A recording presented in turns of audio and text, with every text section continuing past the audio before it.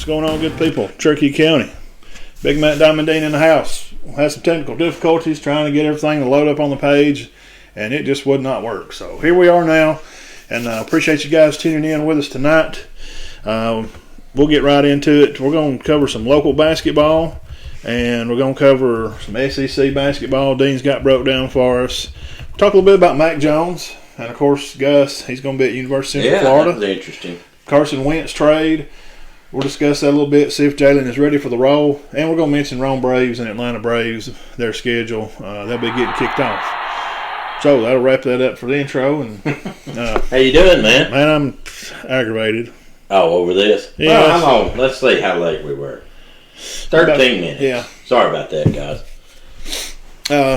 Anyway, we'll everything working. Mike's working. Can everybody hear us? Yes, looks like it. Okay.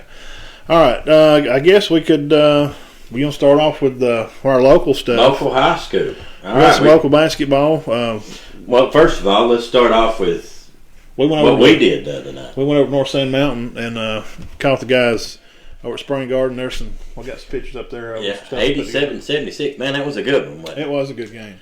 It was up and down. I mean, Spring Garden looked good to me. They jumped out on them quick. Yeah, they did. But now North Sand Mountain, they come down 1-2 passes, and they're putting it up, and they shot bad at first. Yeah. But the third quarter, wow, 30 points. And their two best players hit 19 out of 24 free throws. I read that in the paper. Right. Maples, and I don't remember the other one's name.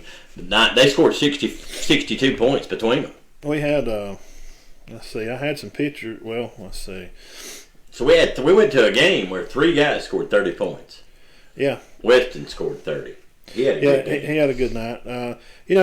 Sometimes you just can't make it all happen again in one night. And it just happens to be in that type of game and that atmosphere. But it was tough. Tough Overall, atmosphere. Yeah. The boys have played great. We followed them all season, and they've played admirably. Considering they come out of football. Yeah. So they were late to basketball. They had a very tough schedule. Those 11 losses, they finished 19-11, Matt.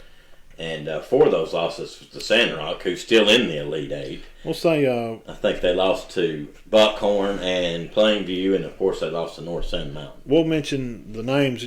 We talked about the guys up North Sand, Russ Marr and Luke Maples. Yes, they scored 62. Yeah, he was number 2, Maples, and 0 was the Mars kid. They scored 64. 64 together, and they had another guy had 4, another guy had 6, and a 6. And let's see here. It looks like the Noah Helpett kid. He hit a 3. He plays. I'm pretty sure he plays. They're big guy up there. Yeah. Matt said during the game, when your offensive tackle starts hitting threes, you're in trouble. He was a big guy, and but Marr and Maples, how many threes? They hit 6 threes in the third quarter. Yeah. Maybe 5. And they hit all their free throws, and it was just too much for Spring Garden. But now Cooper. Tough game up there. Tough place to play. We got some pictures up of him right now. He's been dealing with ankle injury, and he had that thing wrapped up in a small cast, man. Right. He still come out of the game with, what do you have? 18. And let's see. Floyd scored, and Riley had 5. Floyd had 2. He hit a big 3 there in the third. He had an off night from 3, but that's going to happen when you're a 3-point shooter. Luke had 6. He played very good off the bench. And of course Pope, Chaz he's been good this year. He's improved a lot. He has. And then the other Welsh boy, Jacob. Is it Jacob? Yeah, Cam Welsh. He scored 4 too. Also, so that's kind of what we went up there and watched the game, and it was a great game. The atmosphere's good up there. Yeah. Their fans get into it just like Spring Garden fans do, and we love all the kids very much. We've really got close to them, covered them for football. We've been up there a lot, and we've met the parents, and they're a big part of our show. I mean, they really are. I mean, without the parents and the fans, they ain't no us, Dean. Well, I love the up and down of the game. Yeah. I mean, it was like that all night. I don't know if it ever slowed much. Not well when they wanted to slow it. Yeah, 87-76, and Spring Garden fit right in with it. The only difference in this game, North Sand Mountain shot a little better. Yep. Yeah. They did. They hit more threes, and man, they were stroking it from the line, wasn't it? Yes, yeah. But with that being said, Matt, They come down and, like you said, they just come down and Maples brings it down and shoots it over and bam in the corner. oh, They're not moving the ball around a lot. no, they've been told not to. You see a shot, you got a shot, you take it. Yeah, this coach now, he's been up there how long? 30 Well, years? he's the assistant. He was been up there when I was in a sophomore in school. They led the one year in there in the 90s. They led the nation in scoring average. And how many high schools are in this country? Hicks, Glenn right. Hicks. Glenn They averaged Hicks. 112 points a game. Now this team wasn't quite as good. They only averaged 92. But most good basketball teams. Sandrock's got a great basketball team. I don't even know if they average 70. Yeah. Uh, Well, we're telling about the poster we seen up on the wall. What was the scoring champions? They scored. 112. Was it average 100? Average 112. That's actually hard to imagine. That's amazing, man. But Hicks' son's the coach now, and Glenn still helps. Whatever they got going on up there, like you said, his son is also doing. And you said he was a high scorer there. He played for scored his dad. 25 or 30 points a game when he played. But they got beat. They got beat the next game. Midfield beat them, and now that's who Sandrock's going to face. 24-5 Sandrock. Yeah, let's see. Let's Plays see how Thursday this. at 11:30. How's this bracket shake out here? Yeah. Now that midfield team, you can see what the score there was on the page. And thank you again, WIS and Ty. Ty builds these, Dean. These little graphs here, Story. Ty Story does? Yeah, he does good on that stuff, man. Oh, man, he's excellent on Yeah. Ty. We appreciate. We shared his picture there, let you know what time the games are. Sandrock, like you said, be playing midfield. They beat North Sand Mountain 92-85. Wow. So they played right with them.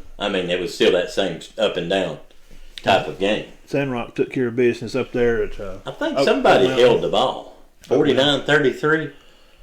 There must have been a lot of defense. I sure would like to. I'd like to be in there and see that. That was either a case of stalling the ball or great defense or bad shooting. Which I don't think it was bad shooting. Let's talk about, since we was on that, the Garden girls. They're still right on tally, Dean.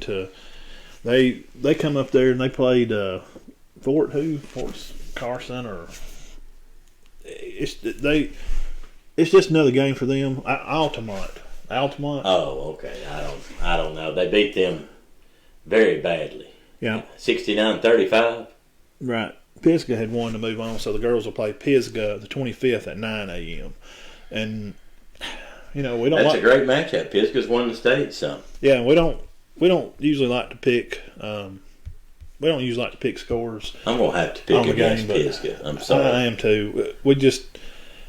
It's not that we're trying to be homers. But just honestly, man. Who's going to stop the girls? I just don't see another 2A team of girls in this state being able to handle Spring Garden. They're 67-4 in their last 71 games. Their 8th graders scored 1,000 points. 1,000 points, ace, yeah. And I know that the junior, Welsh, has scored over 1,000, I'm sure. Yeah. Well, I know she has. There's no sure about it. Yeah. She's already played in 100 games. Wow. Ace has played in 70. They're not going to get beat. I don't want to jinx you. Yeah, we don't want to jinx you. We're definitely supporters over there. But if I'm a bookie or a lines maker, I'm taking Spring Garden +5. Now the Fife Red Devils, we got that bracket up on there. They're going to be locking up with Plainview. Fife had beat Piedmont 61-51 there to move on, and Plainview has always been good and always has been good, and I guess they'll always be good. They're good. I think Fife.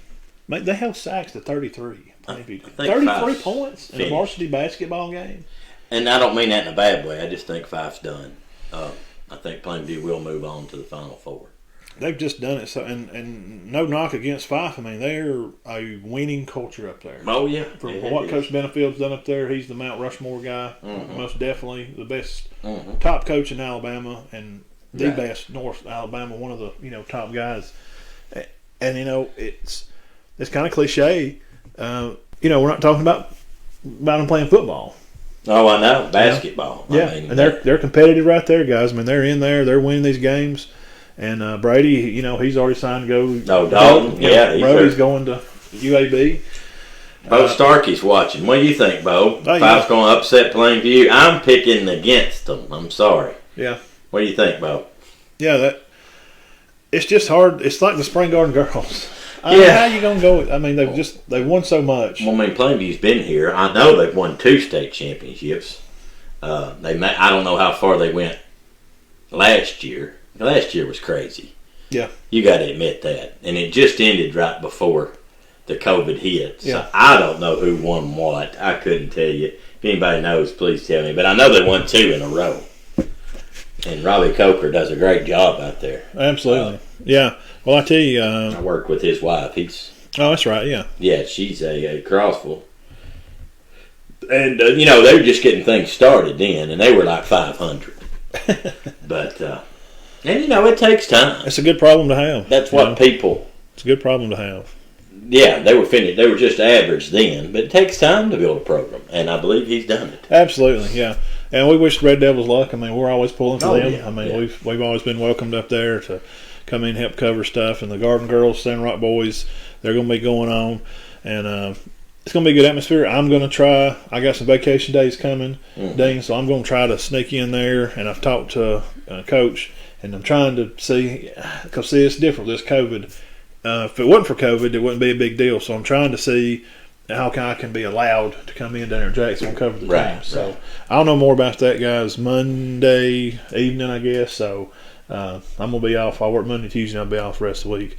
So I'm going to use that time to come cover some games. Yeah. Well, Matt, let me go over some records right here. Local. Sandrock's 24-5, which that don't shock us. No. 5's 24-6, and Plainview with the most wins of any basketball team in Northeast Alabama with 29. Right.